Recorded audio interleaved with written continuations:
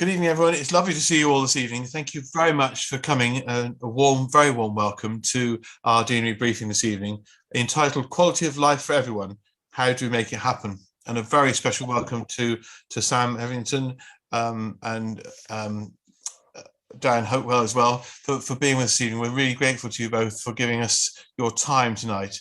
And I know we're going to have a really special evening tonight. The structure goes very simply, ladies and gentlemen. We do try to have a coffee break about 8:15, so there is a chance to pop to the loo and make that quick cup of coffee during the evening. When we come to question and answers, we encourage people to put those into the chat room, and then we pick that up and put them. And I tend to then put the questions over for people and invite you to put them as yourself if possible, if time allows. So a really interesting evening is ahead of us. I do hope you enjoy it, and thank you very much indeed for joining us. Let's first, if we may, be still for a moment as we come to pray this day. As we put behind us the events of the day and open our hearts to God's will in our lives tonight. So we pray, O risen Christ, your wounds declare your love for the world and the wonder of your risen life. Give us compassion and courage to risk ourselves for those we serve, to the glory of God the Father. Amen. So Sam, thank you so much for joining us, and we're very much in your hands and look forward to all you've got to say to us tonight. Thank you.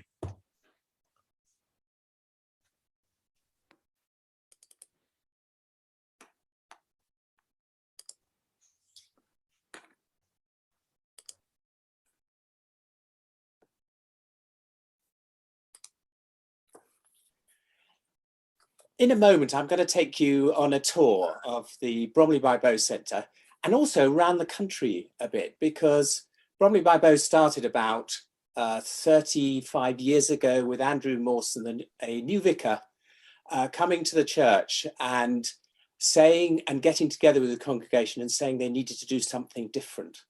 They could see some of the enormous problems in one of the most deprived communities in the country and realised that actually they needed to reach out to the community and provide a whole raft of new supports.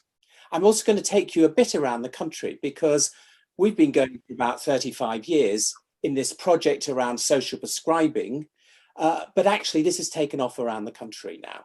As the CCG chair responsible for the health budget in the East End of London, I put social prescribing in every practice in Tower Hamlets, which is where we are, and persuaded government 2 years ago to put it in every practice in the country.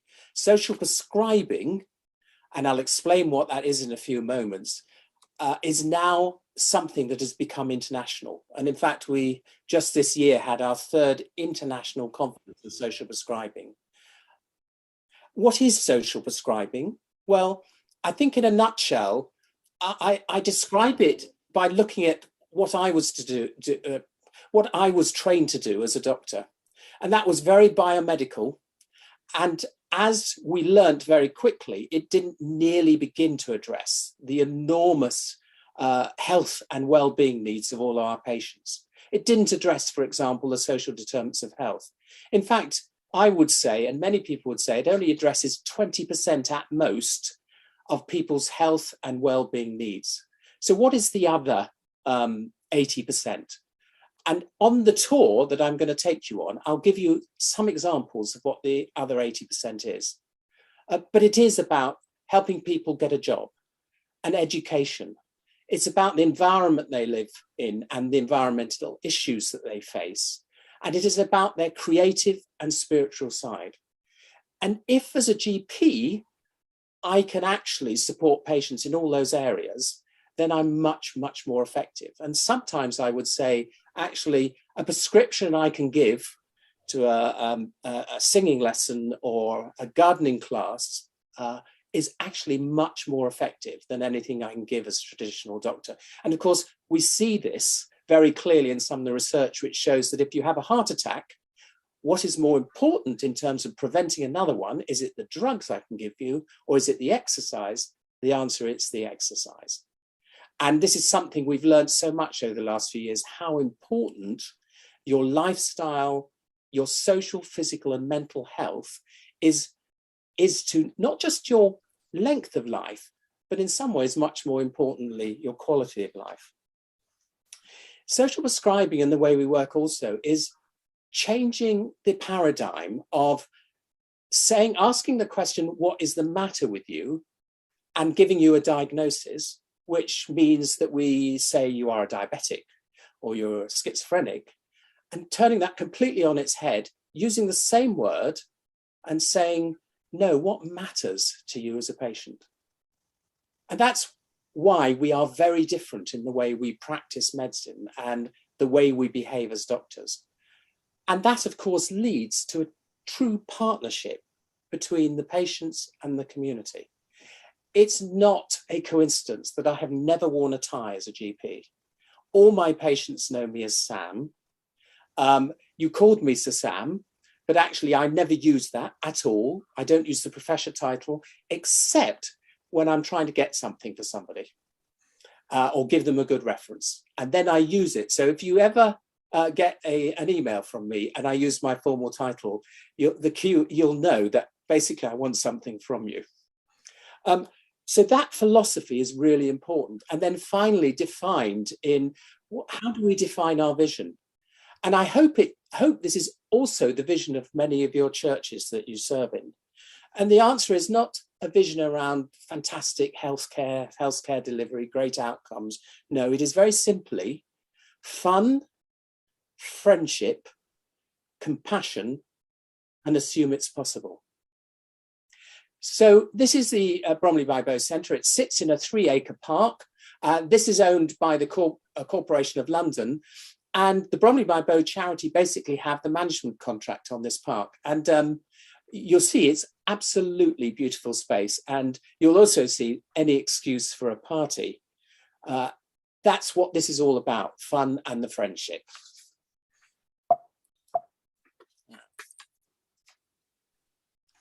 Of course, to do this, you have to understand the needs of your community. Now, this is Mile End Road, which runs right through the centre of Tower Hamlets, or rather known in my community as Chicken Shop Mile. And you see a whole raft of chicken shops here. There are 42 chicken shops per secondary school in Tower Hamlets. And I jest not when I say that actually I recommend McDonald's to my patients. That's the healthy end of the market. That's how serious the problem is in Tower Hamlets. And of course, much worse under COVID. And the sort of conditions that our children lives in, just to give you some examples of it, 5-year-olds, typically 40% of them have severe dental caries. That was typical of our generation, but not of our children's generation. 50% vitamin D deficient. About 11%, at the age of 5, obese or overweight, and by the age of 11, that's 40%. And don't forget, being overweight, being obese is just part of the whole categorization of malnutrition. So I have skinny kids malnourished, normal weight kids malnourished, and obese and overweight kids malnourished. So malnourishment in Tower Hamlets is very, very common. And of course, that has a massive impact on people's ability to do well at school. So that in Tower Hamlets, and by the way, this is national now too, 1/4 of teenage girls now are self-harming. And when I trained as a doctor, you never saw type 2 diabetes except in the elderly. I see it in teenagers now. So we're sitting on a major crisis in our children. Of course, one of our campaigns, as GPs, by the way, we run the school nursing service. And one of our campaigns is to get a school nurse in every school rather than every 6th school and have them on the governing board. Because as a father of 5 children, and if you're a parent, I suspect the most important thing to you is to produce an 18-year-old that is happy, fit and well, and ready to face the challenges of the modern society. More important than the grade 9s at GCSE and the A stars.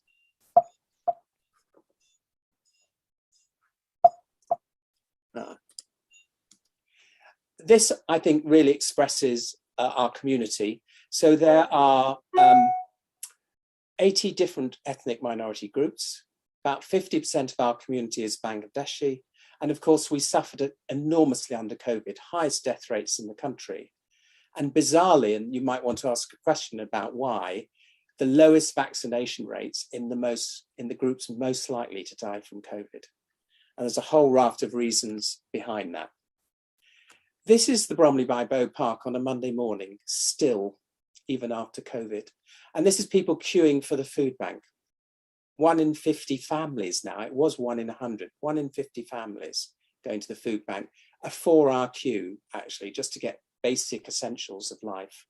And I think it reflects what's happened over the last few years, what's going to continue to happen with inflation and the cost of living crisis that we face. We're going to see an increasing divide between rich and poor. But of course, I think this really expresses, and I want you to see those two pictures together, because I think this really expresses what Bromley by Bow is about. But I wanted to start with this picture because this is at BMA House. I'm on BMA Council, that's British Medical Association, and this was the bus bomb. And I was a senior doctor on site at the time, and I came home after, as you can imagine, an awful day, and then having to do lots of interviews, terrified that there would be a backlash against our Muslim community.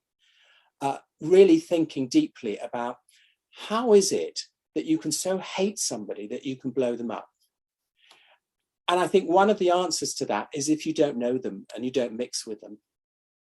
And this is a typical, if you've been there this afternoon at Bromley by Bow, you would have seen all sorts of different communities just mixing together and it absolutely not being an issue. But how often does that happen in our society? And what can we do to make that happen? And of course, the church is a safe space, but so is general practice. It's a great equalizer, isn't it? Health and ill health. And actually general practice is a very safe space. It's a very trusted space. For example, one of the social prescribing projects by a friend of mine in Leicester, who's a GP, she got together with a superintendent of police and put a police station in her waiting room with a little blue light above one of the doors.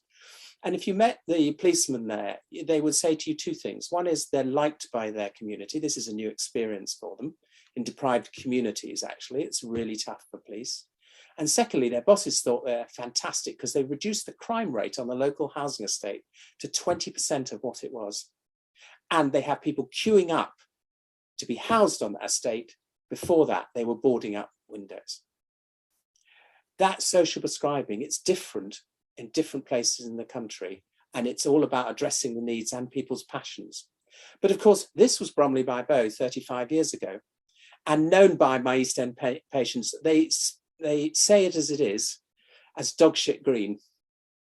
And you will recognise those parks around the country, spaces where people will be very uncomfortable about going. It was really interesting. The group I took around this afternoon from a big international IT company called Cerner noticed all the kids from the local school playing in the park. And they said that just doesn't happen in their park area, actually, because it's not considered a safe space. That's it then, that's it now. Quite beautiful, isn't it? And quite extraordinarily, if you see the building on the right, that's the health wing. Then in the middle, we've got the community cafe, and then on the left-hand side, the community care, and then the social enterprise barn. What's stunning is we built this in a park. How often have you ever seen people get planning permission to do that? And then it's a beautiful space, and notice it's a bit difficult to see, but see this path here? Notice it's curved.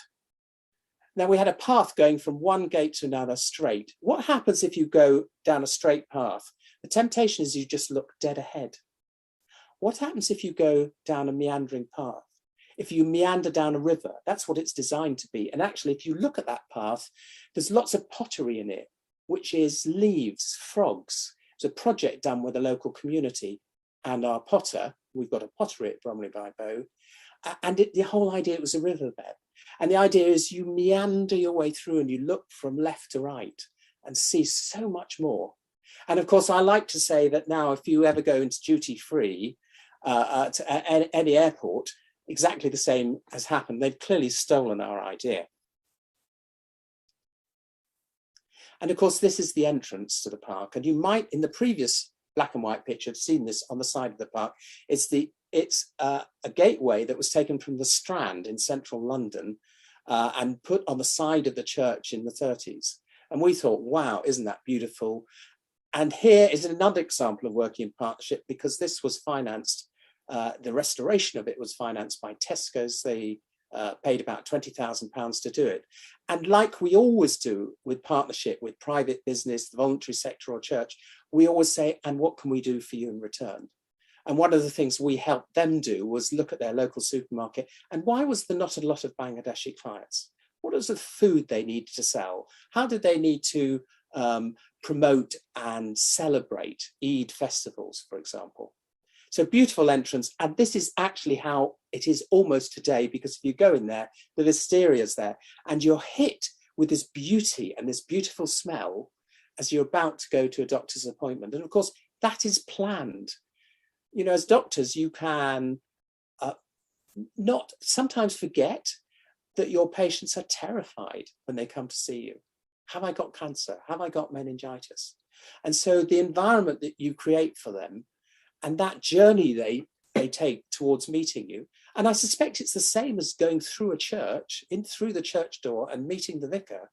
It's really, really important that you get them to a state of mind that's relaxed, that makes them feel this is their home or their garden.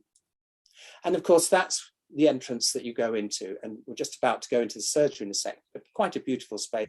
And Paula, our sculpturess, has done this piece of sculpture here. And it's a really powerful piece of art, because you can see that young baby lying on top. And this is a sculpture she did when her partner died before her child was born, who's now 30 years old and was a great friend of my son, who's 30 years old too. And we're in the nursery together.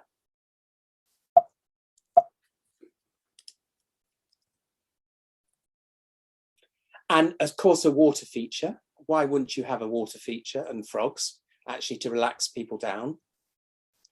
And this is an amazing group, which, of course, one of the key things with all of this is you notice how there's just things happening all over the place.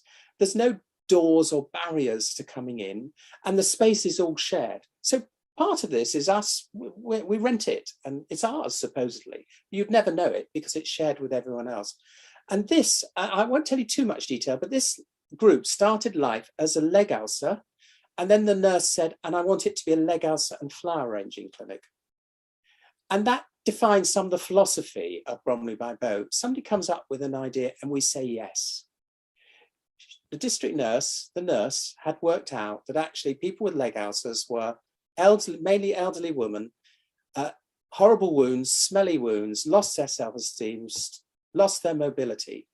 She brought them out of their homes, created joy in their life, dressed the wounds brilliantly, and now no need for a leg ulcer clinic anymore. It then morphed into a group called the Young at Heart, a play on the Young at Heart.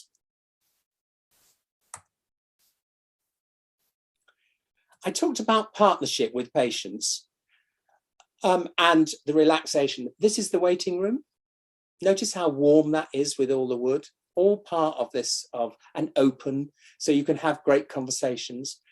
And actually, if you come into our consulting rooms, flowers, pictures of my family in front of me, and actually me sitting next to the patient, working together. Really important. From a medical perspective, absolutely crucial. You will get far better outcomes if you support the patient to manage their healthcare. A very simple piece of research shows that if you measure your blood pressure, you've got hypertension, just the act of measuring it will reduce the blood pressure by 5 millimeters. And which, with whatever disease you look at, if you support the patient to self-manage it and you're just there to support them, you'll get far better outcomes. Now, of course, the designers of health services and health centres will always say, well, you've got to have frosted glass on the windows so nobody can look in. And it made me feel as if I was kind of working in a toilet. So I thought, well, what can we do? So I sat down with Sheena, the stained glass artist, who gets lots of bits of stained glass from churches across the country where the stained glass has been vandalized beyond repair, and creates this amazing stained glass pieces of art. And this, so we sat down with her over lunch one day and I said, well, what can we do with my window? And what we came to is to do my ECG. So this is actually the ECG of my heart. It is normal, thank God. And we turn that into stained glass. And that's also what happens actually when you put lots of people in the same space and you give the opportunities for them to talk, communicate, meet, eat meals together. Bromley by Bow is all about eating and drinking together. Amazing things come out of it, and you never quite know what's going to come out. And it's like whenever you visit Bromley by Bow, you never know who you're going to bump into or what new project has been developed. Of course, the Paralympics and the Olympics was right next door to us. And I think one of these is a very senior manager in a bank, another's a patient doing an egg and spoon race. And why wouldn't you do that? And of course, here's some other activities going along, Paralympic sports. This, I'll tell you which one is the stone sculpturess. It's Paula on the left. And that's one of the first sculptures that she did in that dog shit green. Imagine that dog shit screen, this great lump of stone. And her, you know those kanga hammer type things that you see on the road when they're digging up the roads? That's what she did. And it was like a call. I was almost about to say it's like ringing the church bell, but it wasn't as musical and beautiful. But it had the same effect. It was calling people around and saying, something new is happening here. Come and see what's happening. Come and join us. Of course, I talked about the social determinants of health, and this is one of our jobs advisors, advising people. You give somebody a job, you will make them healthier. Give them a good job, even healthier. Of course, gardening is fantastic in terms of health and well-being. And I worked with George Plumtree, who's the chief executive of the National Gardening Scheme. And we produced, with the King's Fund, a report on gardening and health. And if there's anything you can advise your parishioners to do in terms of their own health, probably the best thing you can get them to do is gardening. Whether it's gardening in the churchyard or allotment gardens, whatever it is brilliant exercise. It's brilliant for your mental well-being. In fact, the National Gardening Scheme, who amazingly collect money for all this charity, did a survey of all their visitors. And do you know what came top of what they got out of the visit? Was it the flower arrangement, the beautiful flowers? No, it was that sense of mental well-being. And of course, this is some of the team now that are learning to be gardeners.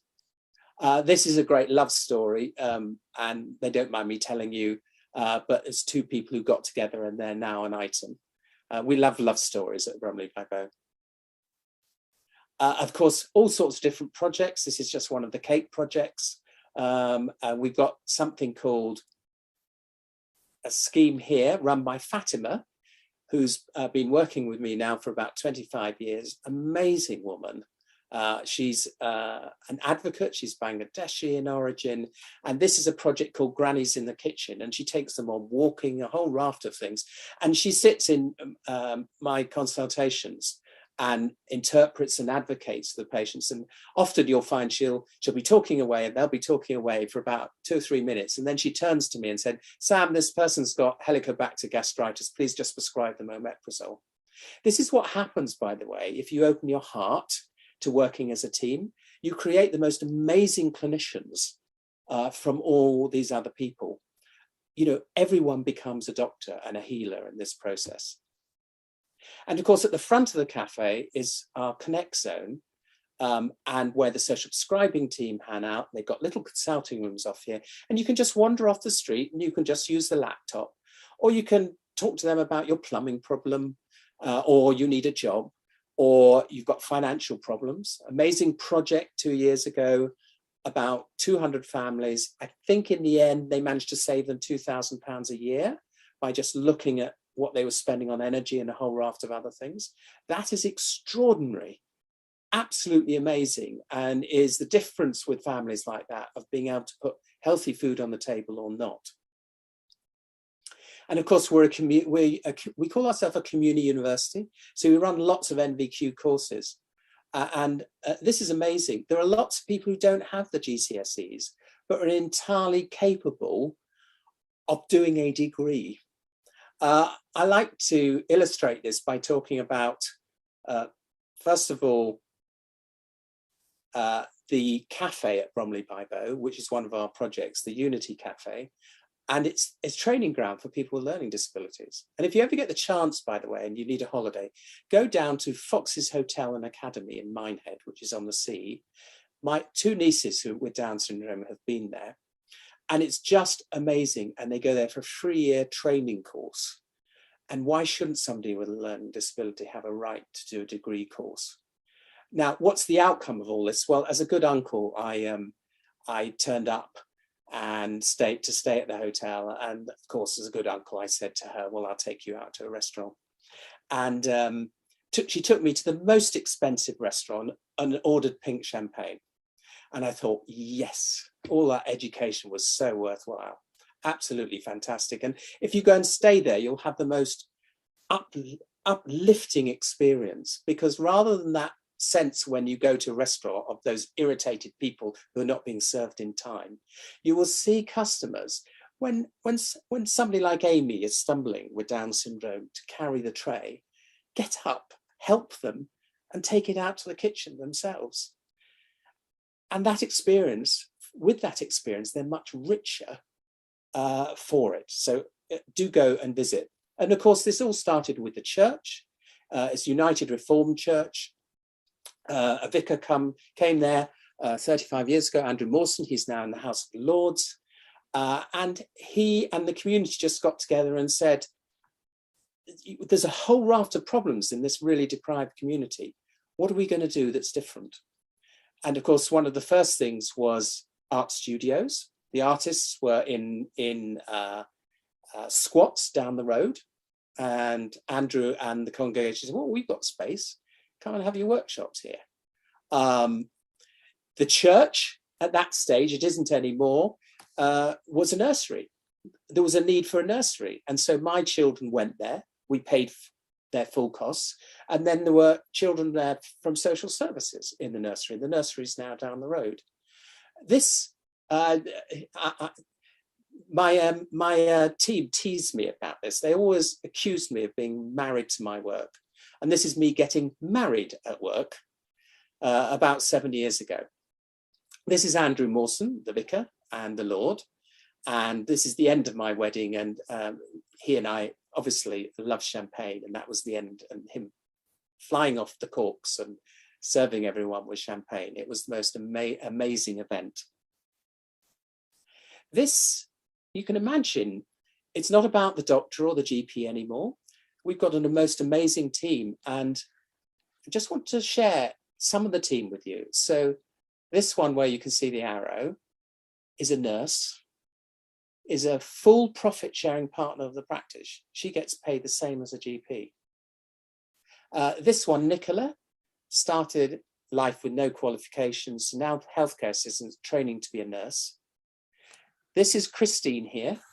No qualifications whatsoever, the most amazing phlebotomist. She loves taking blood. And of course, she gets to know all the patients with long-term illnesses. And it's fantastic East End character. And now is an amazing diagnostician. She was the one who picked up with a patient that actually they were unwell, because she said, what's wrong with you? You look different. She tested their urine. She found something in the urine. She rang through to me, said, Sam, this patient's got a kidney infection. You need to prescribe them an antibiotic. And wasn't she right?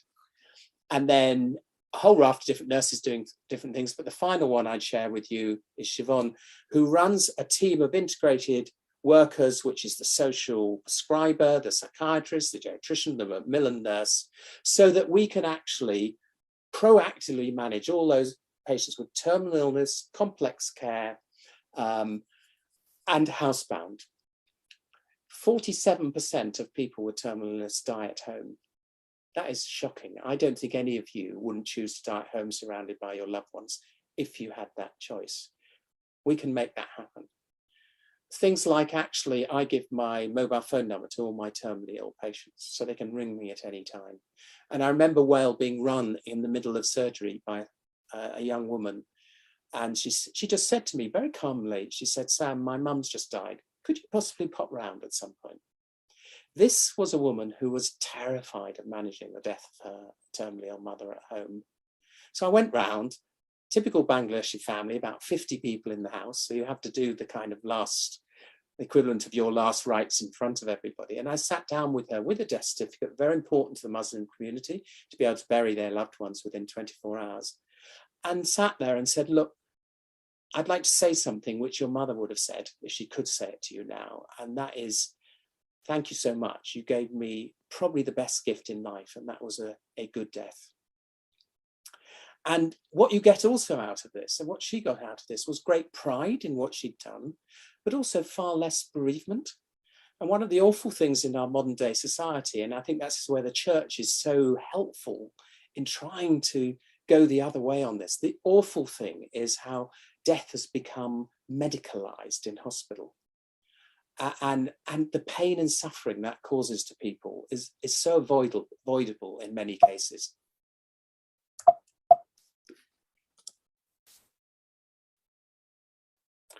And this is one of our community, age 50, throat cancer, lost her voice, lost her job, came to some art courses, wasn't interested in art, came on an IT course, developed fantastic IT skills, now back in employment.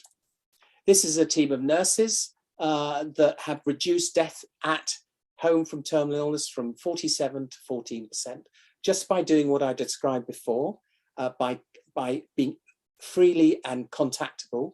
This is an amazing project run by one of my GPs, Rosie, called DIY Health. In fact, here what they're doing is the kids have brought in their dinosaurs, Exmasauruses they were called.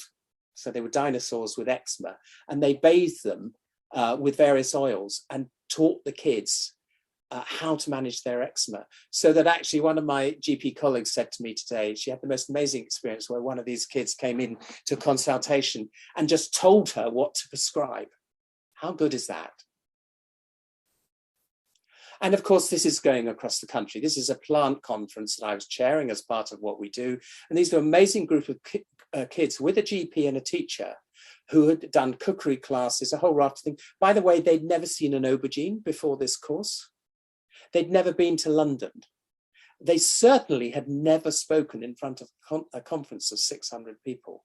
And this is a beginning of a journey that and you might want to ask questions about this, of a project we're now developing in terms of social prescribing in schools and school-aged children.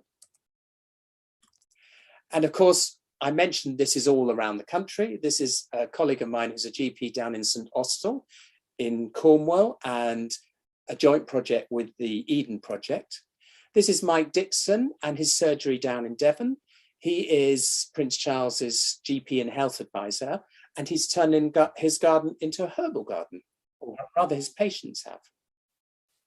And of course, I'm doing a project at the moment with the Mayor of London, looking at the whole idea of how you turn an underground station into a health centre. What can you do at an underground station? We'll have water available to drink.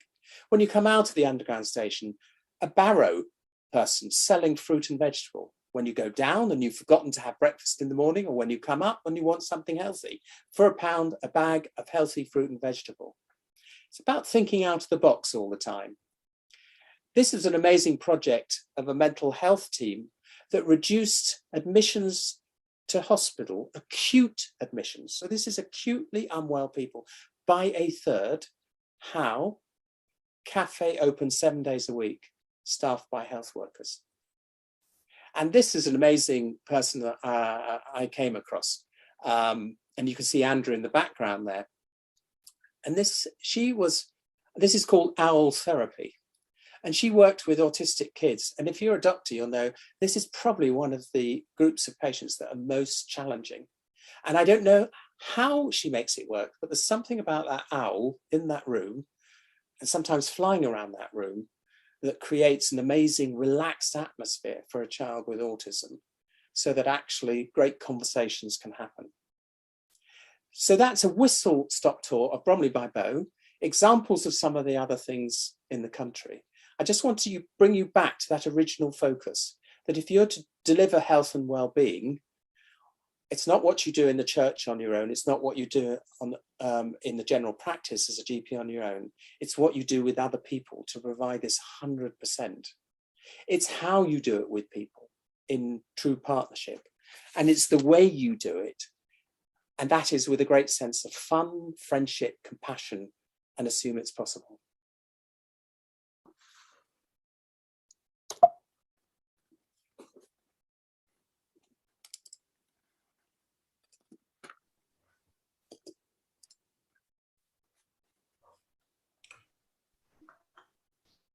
You, Sam, very much indeed. That's super. So, are you wanting to? Are you ready for us to ask some questions? Are you opening to? Yeah, or over to Dan if he wants to pick up on anything. Thank you, Sam. I think that's been very thorough indeed.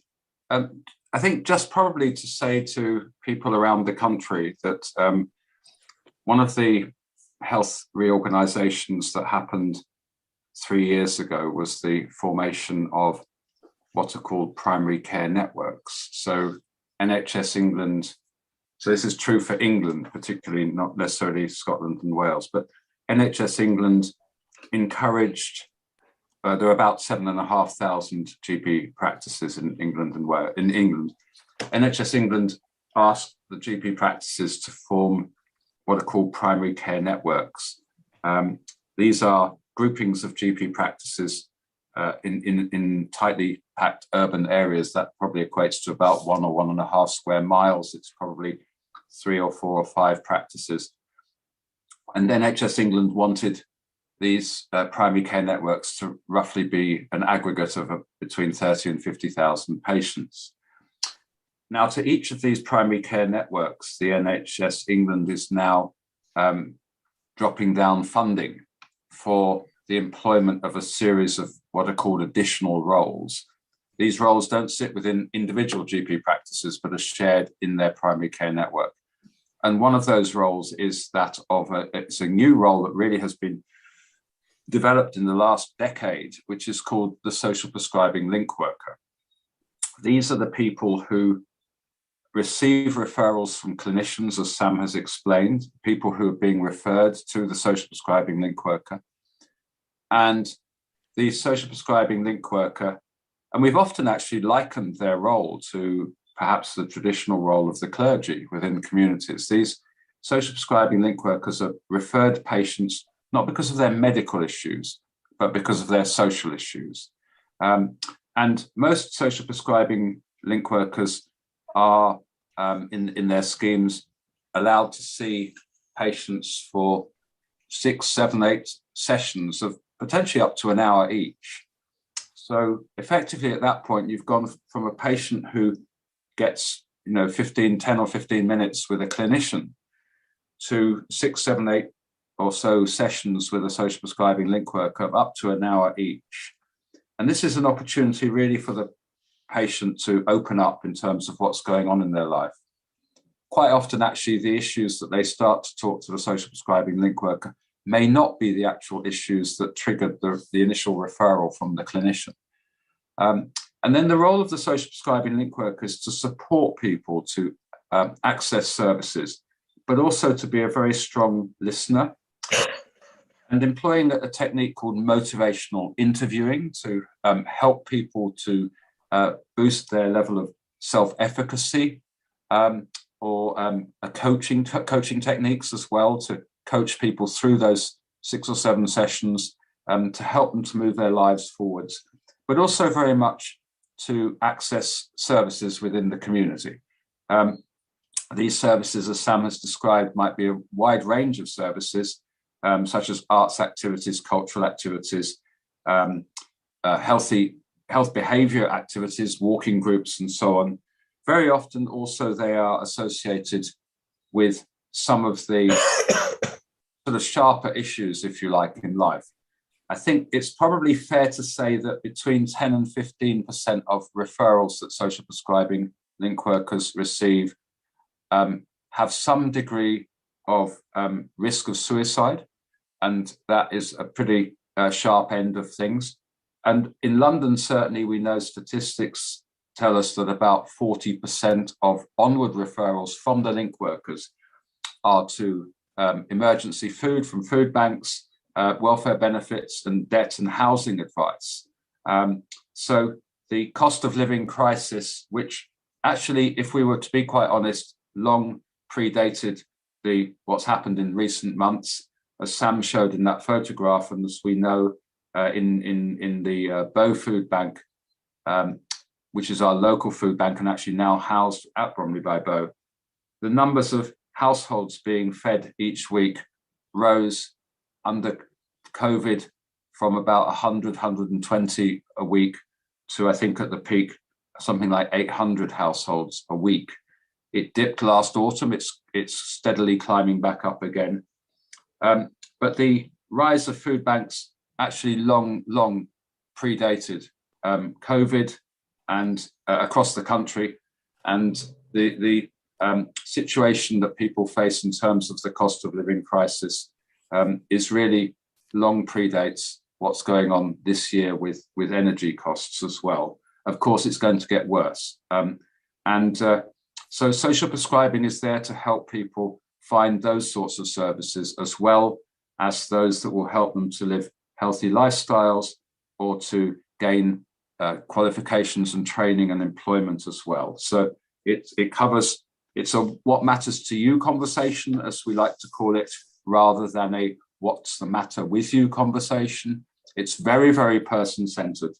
And that's one of the things we like to say, is that social prescribing link workers, as a new profession, are really sort of recreating many other roles that probably people had in communities in greater numbers before. You know, the very tight-knit communities where everybody knew somebody in the neighborhood who you would go to when you had a problem or didn't know what to do. You know, one of those wonderfully kind of equipped neighbors, or sometimes the publican in the local pub, or other people there, or, you know, sometimes the lollipop person outside the school, you know, or of course the priest as well. All of these people might have been those sorts of people who one had that sort of a conversation with. Of course, in modern society, that sort of tight-knit neighborliness has fallen away substantially. And in a sense, that's perhaps what we have recreated in the social prescribing link worker role. I think the interesting thing for churches up and down the country, therefore, may be to think about how they get involved with social prescribing. Are they able to get in touch with their local social prescribing link worker? And the wonderful things that go on in many churches across the country will be, you know, the coffee mornings, all sorts of things that happen within churches as well, the social groups and so on and so forth, will be some of the things that undoubtedly social prescribing link workers are looking to refer people to. And, you know, it's all about trying to strengthen the fabric within communities. Part of the role of social prescribing link workers is about trying to build a network within neighborhoods of provision, not just so that they can refer to that provision, but actually trying to create greater strength and resilience within neighborhoods. So I would definitely suggest that churches seek out the social prescribing link workers in their communities, see how they can get involved with them, potentially, as I say, receiving referrals from them of people who might benefit from some of the activities that go on in churches and community centres that are associated with churches as well, because these are the very things that people will need, and that the social prescribing link workers will have clients who will benefit from those sorts of services. But it's also, and I'm sure many churches are already very, very involved in networks of voluntary sector organisations and local residents within neighbourhoods, because this is, you know, the ideal, of course, is not that people go and see the doctor and then raise a social problem of loneliness or not making ends meet, and then get referred to the link worker, who then refers them on to the services that might either reduce their social isolation or help them with their finances. But of course, the ideal is that we are all there within our communities, having conversations with people, spotting problems understanding what our neighbours' challenges are and helping our neighbours either with those things directly or, of course, signposting people to services within our communities. It would be a complete mistake to think that all of the burden of that can be shouldered by social prescribing link workers. It couldn't possibly be. This is a whole effort of whole communities to support each other and to create wellness and health and happiness within those communities. And so social prescribing is definitely part of that. But this requires, just as they say, it takes a village to raise a child. So it takes a village or a town or a neighborhood to create health and well-being. Thank you.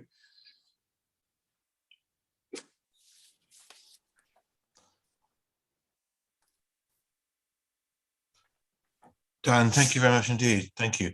There are a couple of questions coming up in the box there. I wonder whether this might be quite an op time for a quick break and then come back for questions after. Sam, do you think that might be a good idea? Yeah, great idea. Great idea. Okay. So it's just about 1:15 now. Should we say 25 past, giving us 10 minutes? Is that acceptable? Yeah.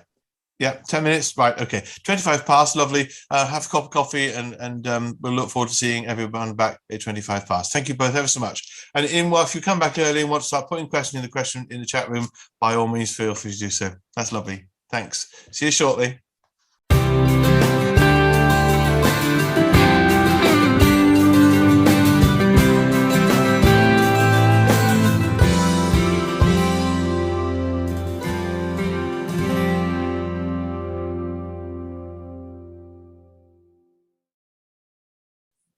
There's some good questions coming up here, Sam, in the group box. Martin, perhaps you could ask Elizabeth's question for her, as she can't ask it. She's Yes. on the microphone. It would be a good starting point for us, perhaps. Yeah. Okay, let's start off with that. So, Elizabeth, on your behalf, I'll ask your question. So she puts in there, so a group of parishes wants to explore these ideas. What's the first step? A GP practice or find a friendly food bank or what? I think I'd say everything is about relationships and being quite organic. So I think I described that police station in a waiting room. The answer is just sit down and have a meal and have a conversation and see what comes out of it. The other thing I think that's been really important for Bromley by Bow, I described our part of that space technically as mine. I pay the rent on it. It's about opening it up to people and saying, actually, no, this is yours. This belongs to the community. If you come to Bromley by Bow, there isn't an NHS sign there. And there isn't a sign saying Dr. Sam Everington Surgery. And that's really, really important. It makes the community feel it's theirs. We had, I don't know whether you remember that health minister, John Reid, Labour health minister, very gruff Glaswegian, and Labour government in those days were very keen to brand the NHS on everything. So he came and he was slightly irritated that we didn't have an NHS sign. And I said, why do we want that? This belongs to the community, not to the state. And then he said, and there's no signs telling you about where to go. And I said, I looked him straight in the face quite seriously and said, Minister, that's because we encourage our guests to get lost. And he took a double take on that. And I explained what happened. If you arrive at Bromley by Bow, first of all, you're not sure it's the health centre. So have you arrived at the right place? You then come in through the archway and you don't quite know where to go. And two things happen. Either you stop somebody and you say, can you help me? I'm trying to find. Or somebody who's part of the centre and part of the community says, you look a bit lost. How can I help you? And I always, when I'm teaching hospitals and around hospital design, I always say, best thing you could do in the hospital is take all the signage away, make sure everyone got lost in the hospital, because the conversations and the communications and the mental well-being that would come out of that would be quite fantastic. So I suppose my message to you is just be organic. And finally, you know, that district nurse and the Leghouse and flower arranging clinic had a passion for flower arranging. Follow people's passions and you won't go far wrong. Try not to tell people what to do and try and just say yes. Somebody suggests an idea, just say yes, How can we support you? And that's the whole thing of Bromley by Bow. There's a whole raft of people who've become volunteers and then running projects. And it's all about supporting people to be leaders in their own rights. But you have to let go, and you just have to take people as they are and just say, we'll support you to do something. And magic will come out of it. Thank you. That's very helpful. Thank you. Katie Warnu, I don't know whether you'd like to come and ask your question. If I pop that up now, Tim will probably make sure you can do so. There's quite a few things there coming up about Anna chaplaincy roles in there. And I went to Hazel, who your question there about would the session be available, and I think it will be. So I hope Tim's nodding at me. So your question there about would it be available afterwards is yes. But that gives me a chance to. So is Katie? Are you with us? Yes. There we are. I'd like to ask your question. Thank you. Hi. Thank you very much. I just wondered if you had much experience of working with GP chaplains. It's something I've come into, having been a GP and now a voluntary GP chaplain in the surgery where I worked. And from listening to your role, your description of the social link workers, that's pretty much a lot of what I'm doing.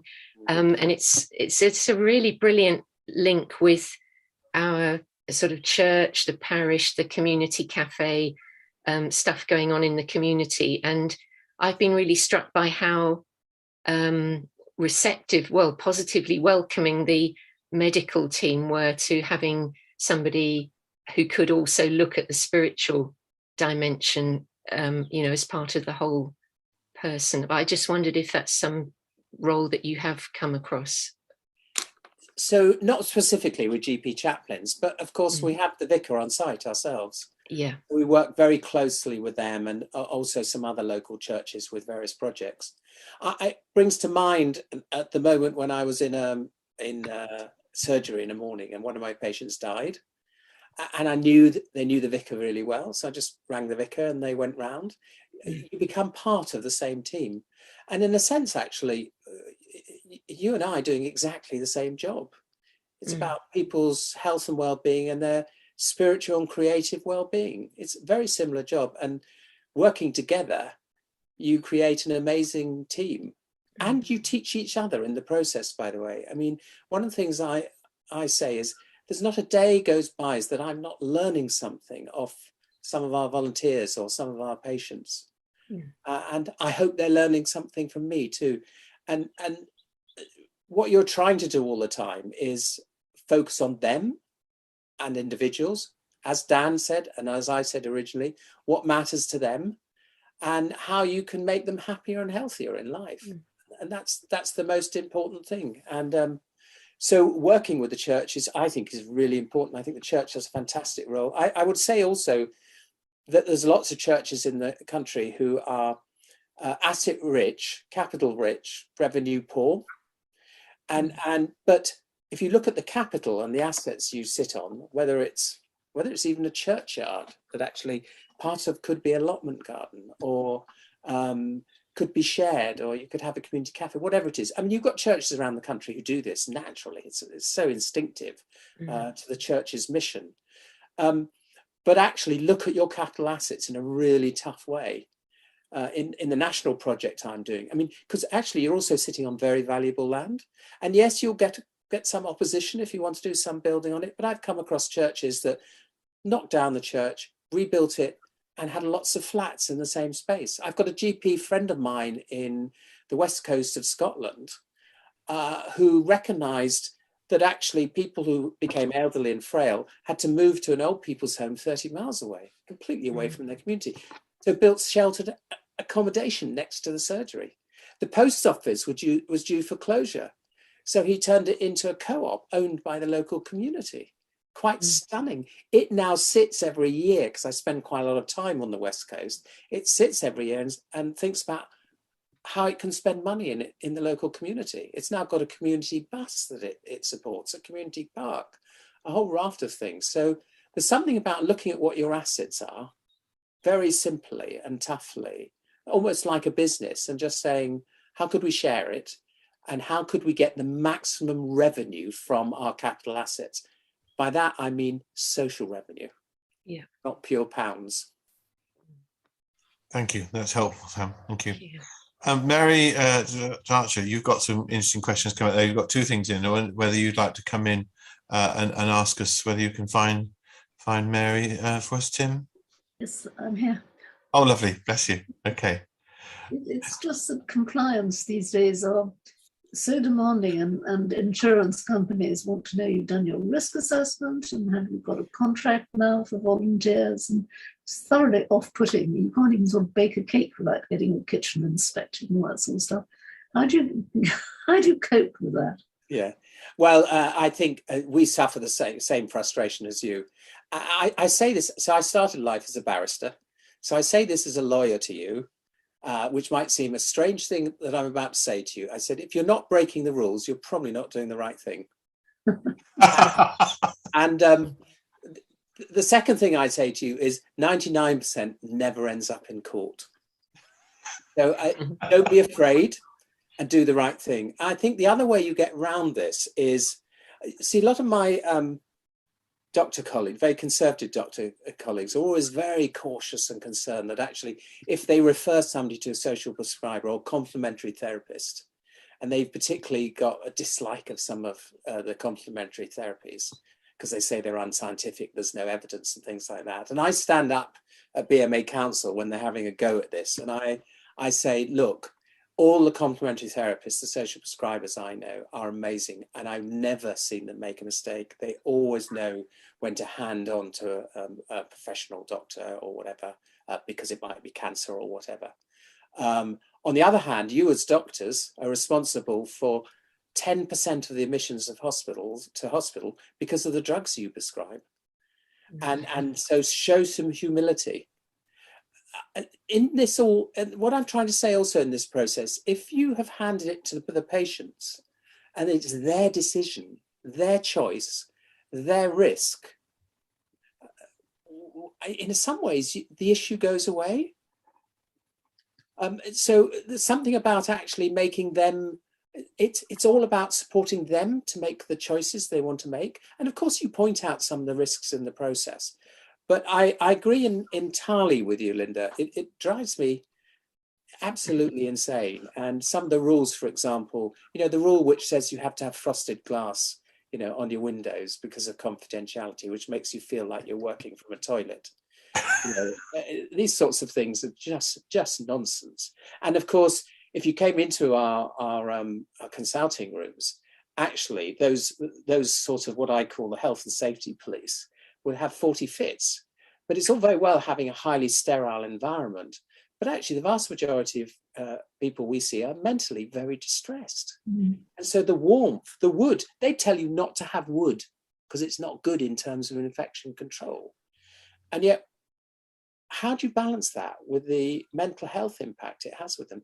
Flowers, I mean, a lot of people are told not to bring flowers into hospital now because it might cause an allergy. I mean, this is barking mad stuff, and actually is cosseting people. So sometimes, they'll live to the last minute in terms of hours or days, but the quality of life is absolutely shot. I said to a patient the other day, and it made them laugh. I said, listen, you and I are going to die. Now, can we talk about how you're going to make the most of your life? Actually, you have to put things in perspective. You have to break the rules. And you have to do the right thing. And I break the rules. I break confidence on occasion because it's the right thing to do. And I'm prepared to stand up in court and justify what I've done. I'm sure you will have done the same, actually. That daughter, in theory, the mum who said, don't tell my daughter about what's really going on. And they've got some dementia or something like that, but they've got the capacity to tell you to do that.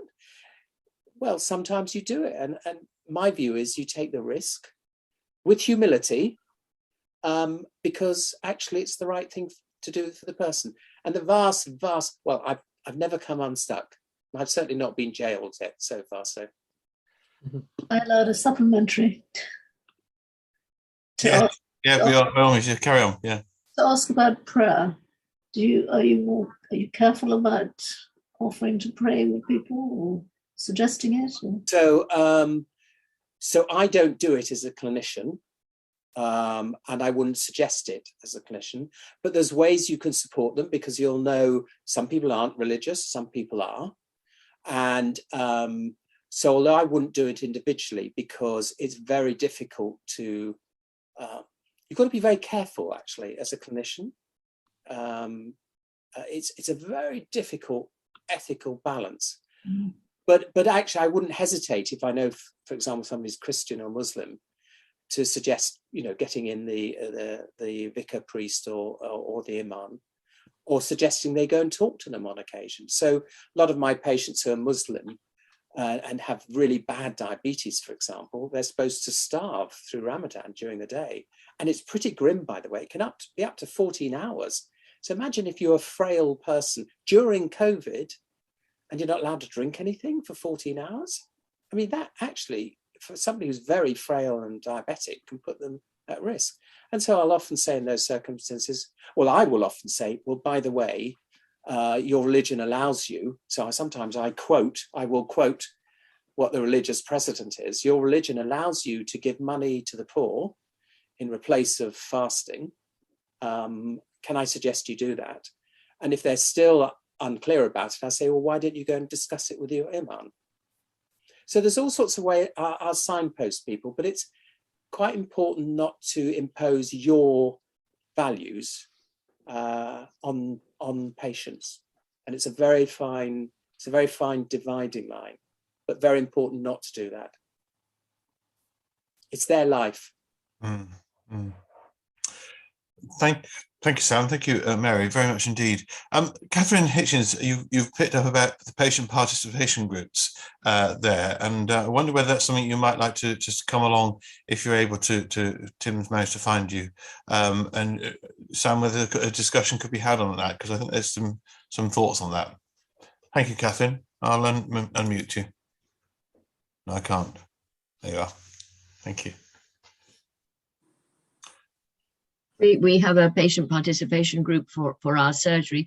We are a rural area, and I'm thinking that so much of what you're saying is for urban areas where the population is in a very small area by comparison. Some of our patients will be in villages 10 miles plus from the surgery, and so there will be lots of churches that would be lovely to be involved. But it isn't as simple as an urban setting where everyone's up together, as it were, and much closer. What was the other thing I was thinking? You've got to get there's still got to get the doctors on side. And just lately, we've all been frustrated, shall we say, because they're still not seeing patients, or it's very difficult to actually see a doctor. But that we hope will pass. But your surgery, most surgeries have got a patient participation group because the surgery gets some money for having it. So if your surgery hasn't got one, you could point that out to them and set one up. Catherine, there's tons in your question there. I think the first issue is the rural area. I always like to remind people, because they sometimes think that actually rural areas are healthier and wealthier. Quite, I knew you'd say that. And the point is, no, actually you'll find deprivation need wherever you go in the country. And this model and the way we work can be applied anywhere. I think there are very other different techniques you can use. In a sense, we became a rural area in COVID because we couldn't see each other. Do you know what I mean? We were all stuck in our homes. So it was just like you were in rural areas, although in some ways you were luckier. At least you had gardens. My patients were effectively locked in flats for months. But actually what we did was create amazing relationships and social prescribing through Zoom. And in fact, we expanded our patient contacts with the social prescribing team threefold during COVID. So quite extraordinary. So there's something around Zoom, something about doing things in different ways. Your point about general practice, one of the things I would say always, where we have the most success is where we go and talk to people and create a win-win scenario. You know, the doctors many years ago were quite skeptical about social prescribing. And they were all feeling really overworked, and they're very overwhelmed at the moment with the task and the backlog, what I call the non-COVID pandemic, by the way, which actually is far, far more work and stress than actually during COVID. It's all those people who didn't turn up. There is now 6.36 million people on the waiting list and growing, and we're managing them in primary care. So the stress is enormous. So what we did years ago when they were skeptical about this approach, because after all, they'd been trained as scientists, we went and talked to them and said, well, what's your problems? How can we help you? And their worry was patients who kept on turning up and they didn't have solutions, had chronic pain and the medicines didn't work. So these, what they will call repeat attenders, or some of them called them heart sink patients. That's how it was affecting them mentally as doctors. They saw the patient's name on the list and their heart just sank. And so we did a referral form with social prescribing. We very specifically said, yeah, refer for financial advice, weight advice, exercise, smoking, and then repeat attenders. And you absolutely engage them. And I think the trick with all of this is, yeah, don't get me wrong, there's always some doctors who you know, are how can I put it, embarrassing to us as an organisation, as a group of doctors across the country. But the vast majority of doctors I know are working incredibly hard with massive workload. And the only way to do this is actually to max out on the virtual consultation. But I would say, go and talk to them, and with an open heart, and say, what is your problem? So be a doctor to them, be a GP to them, and say, look, what's your problem and how can I help you with that? And you will find some common ground where you can create a win-win scenario. And I suppose my final point about the patient partition groups, which are fantastic, but as you describe it, doctors get paid to have it, but they're sometimes not engaged and really enthused by it. And it's a sort of, it's almost like they're commanded to do it.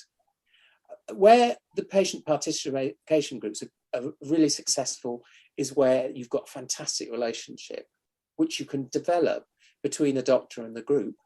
And actually our groups will be feeding back to us about what we need to do, how we can change things, and how they can support us, how we can support them.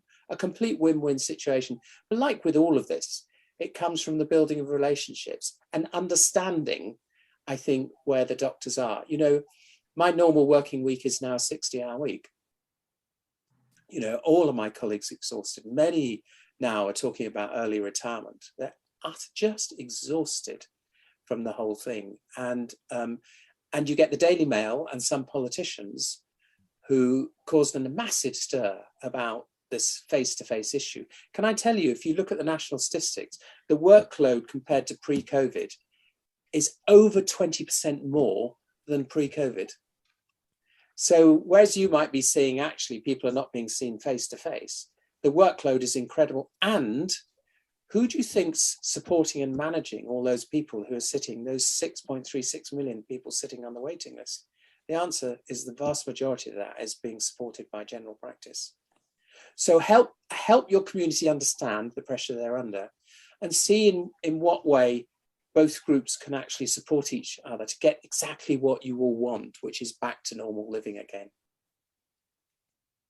But if I may, there is still a large part of the population, especially the older part, who do not have the internet.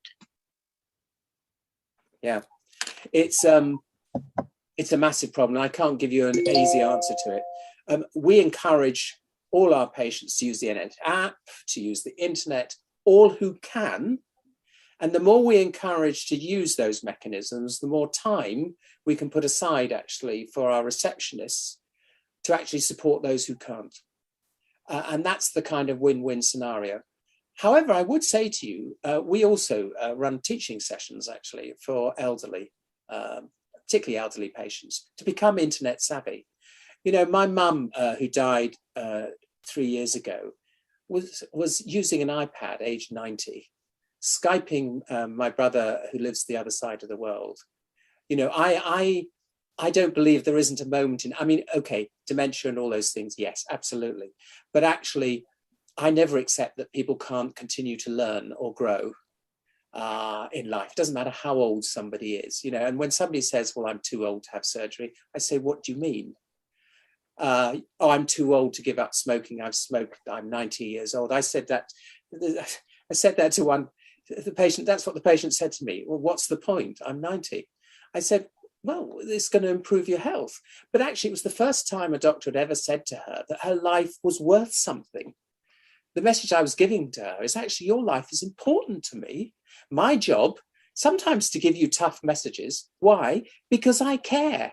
Because I want you to live as long as you can. But actually, more importantly, I want you to be as healthy and happy as you can be in those circumstances. So the part of me, Catherine, is saying, I don't accept anyone as not possible of doing it. And I'll do anything to help them do it, while accepting that for some people it will really be really difficult.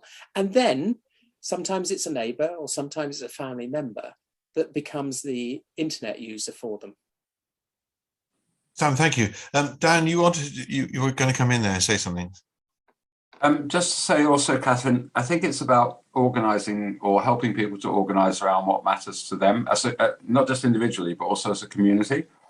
So I, you know, I talk to social prescribing link workers up and down the country all the time, many of them who are working in rural communities, and it is a real challenge, absolutely. There is part of that which is trying to connect people digitally. Part of it is also trying to connect people within their communities, no matter how small they may be, and trying to build that kind of community resilience, which I'm sure is the work of churches and has been for time immemorial, really. But it's trying to organize people around what matters to them within communities, or trying to help them to organize themselves. The truth is, and I think it's inevitable, that the range of options and choices for people in kind of rural and more isolated communities is less. And also that, of course, if people don't have access to transport, and I guess particularly to cars, again, it is reduced as well. There are many communities that have schemes, including volunteer-run minibuses, for example, to help people to get to activities in local towns as well. And there are many digital inclusion schemes with local buddies that support other local people to get online. None of these are a universal panacea, of course, but there are attempts to try to do that. But I absolutely take your point that you know, rural communities face challenges that urban ones don't. But I think social prescribing link workers are aware of those challenges, and I think will be good allies to you in trying to, you know, harness the resources that are within the community to try to overcome those challenges. And patient participation groups can potentially be part of that as well. And trying to do things actually within GP practices, you know, coffee mornings in waiting rooms in GP practices, all sorts of things that can help to reduce social isolation or bring people together with the opportunity then to talk about what they might like to do within, say, a GP practice waiting room. You know, persuading the GPs that the waiting room can become a social setting as well, for example, might be one way to go, with the support of the social prescribing link worker. Well, thank you. We do some of those things already, but I'll take it all back and see what else we can manage. Thank you. Great. I mean, one of the great things about Sam and Dan you've given us tonight is a wonderful view that there are more things we can all do, and some things will work in some places, not in others. But it's actually finding what will work in our particular communities, and that's been really, really helpful. So I want to say thank you both very much indeed. I don't want to cut you off if there's anything else you want to add, but